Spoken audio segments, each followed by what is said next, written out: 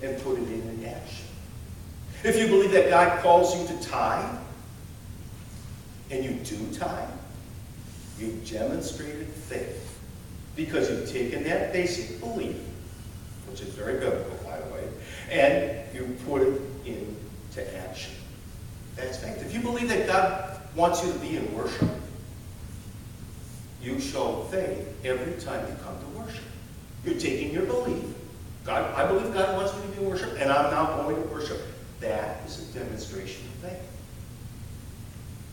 So every time you see in me a chance to do God's will, and you embrace it, and you do God's will, you are showing faith.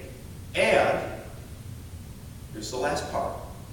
It is faith that opens the doors to the kingdom, not belief. Please hear that.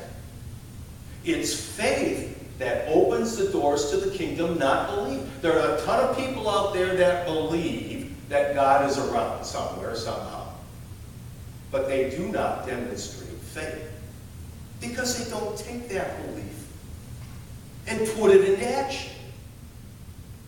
And Jesus is very clear, and Paul is very clear, and Peter is very clear that what saves is faith, not belief.